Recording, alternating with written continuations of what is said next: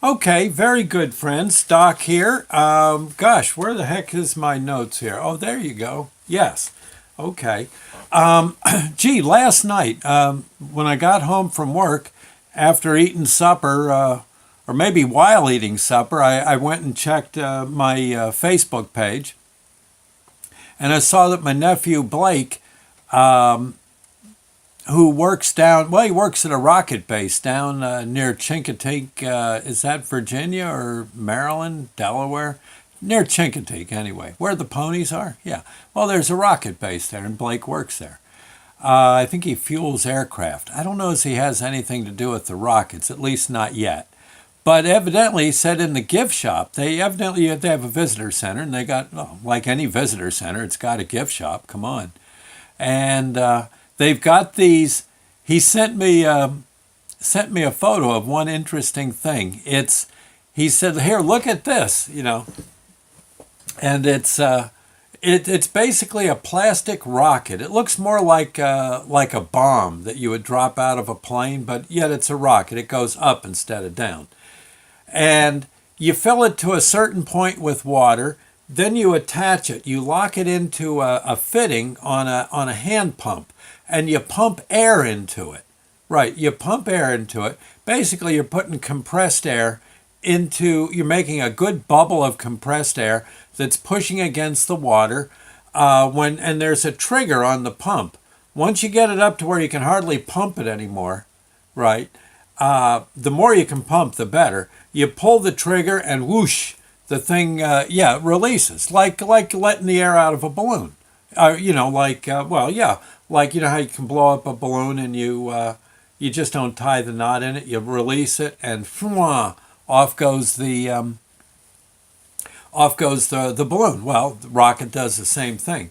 A lot of times you can get these rockets to go up. Gosh, if you're a kid, it's pretty impressive. Like 50 feet. Yeah, yeah. Or better yet, you can aim it at one of your friends, get them in the back. Yeah. That thought does cross kids' minds. Of course, no fair getting him in the eye. Oh, and no fair hitting him if he's got his good pants on. That was always reason for a truce when I was a kid. If you were about to have a mud fight with someone, or you're gonna wrestle, or you were just plain, mad at the kid, and you were gonna duke it out a little. The one thing that always was cause for, or was always a perfectly good reason for backing down on fighting would be, hey, I got my good pants on. Yeah, if you had your good pants on, that made sense because you knew if you got into a fight with the kid and he got his pants all dirty, then he went home.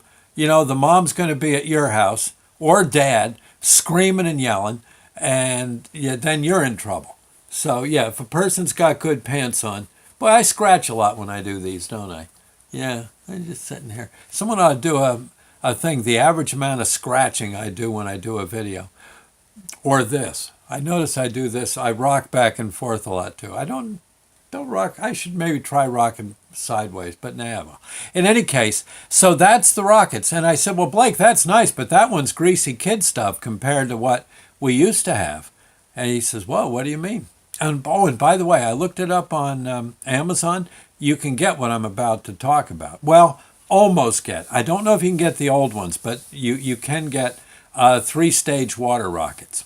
Yes, and they look almost like they'd be lethal. I mean, you could probably use them to take out a tank. They look pretty darn cool. Yeah, I guess you go to Amazon or I guess any airplane hobby store, and they'll probably have something. But the okay, but I remember, yeah, we used to have that single stage, and we'd use it to shoot down each other's glider planes, or you'd erect it, you get a kite up in the air over a vacant field, and you'd shoot your rockets at the kite, see if you could bring it down, right? Like that. So in any case, but eventually, well, you know how there's an arms race in the world, or there certainly was back. Everyone was racing to get the better missile, the better bomb. better guidance, the faster plane. Well, same thing in toys, in the world of toys. Eventually they came out, the same company that made the original, usually it was a red, a clear but red, see-through red rocket. And you filled it, like I said, you filled it to a certain level. Well, they made a bigger set. You had to really save your allowance for this one. And forgive me if I'm wrong, but I think I've got this right. There was a main stage that hooked to the pump. Then there was a hole in the upper at the tip of there was a coupler port, and you could put a second rocket that was a little smaller. You filled it with water to a certain point, put it in there. Okay. Then there was a hole on that one, and you could put another rocket, a little smaller one, not filled with water. They're all partially filled. You needed room for the air. Okay. And then on top of the little one, I'm almost certain we're talking 3 stages plus a little round ball that was a satellite. Yeah. And what you would do is you'd fill that water, and you'd be pumping. Oh my God, you'd be pumping for like a half hour because the air was going into each one of these devices, right? Each one of these missiles, and the whole thing. Here, let me back up. The whole thing, when you're done, was if you laid it on its side, it was like this. Yeah, it was like 2 foot, and you needed a really strong kid to pull back on the trigger because there was a lot of pressure. And frankly, you got a little worried that the thing was going to blow up in your face. They never did, but you kept thinking, oh my gosh. But man, when you finally got the strength to pull back on that trigger, I think they had to have a thumb thing so you could kind of brace your thumb against the right, because you don't want to all of a sudden you drop it and next you hit your friend in the ear with it. You had to aim it straight up. You held it as tight as you could, and grit your teeth, let loose. There'd be this explosion of water, and your rocket would take off. And I mean, it would go. And when the first stage emptied, it would fall off. The water would be blown out by the second stage pressure, and that would take it up another 20, 30 feet. And then the smaller one would go up maybe another 10, 12 feet. And then the satellite would let loose. And the satellite's blowing water. And God, it's up about 60 feet, maybe higher. And it depends on how hard you could mash on that pump. Doggone. And I remember I got one. My grandma got me one out in Newcastle. There was, on the square in Newcastle, Pennsylvania, there was a hobby store. I don't know if it's still there. It was near the Coney Island. It was kind of near the Coney Island hot dog stand. So you could go. It was a kid's paradise. You go get a Coney, and then you go into that shop, and the guy had these rockets to sell. And I remember, oh God, Grandma slipped me the money to get one when I was visiting her, and boy, I brought it home. I showed it to her. I said, "Look at this, Grandma." She says, "Don't you shoot your eye out." I said, No, but ain't it something? She says, "Yeah, well, you going to fire it off?" She says, maybe I ought to go to the park or something. Oh, I said, "Grandma, they go straight up, straight down. We'll be okay." Well, anyway, so I'm out front of the house on Beaver Street. I got it all. I'm pumping it up, pumping. St. Mary's Church was across the road. Yeah. I got the thing pumped up really good. Now, it was a cathedral type church, Catholic church, all the stained glass and everything. Oh man, I let that rocket go, and oh my God, it's going right straight for a stained glass window. Oh, I missed oh. My life was flashing before my eyes, my young 10-year-old life.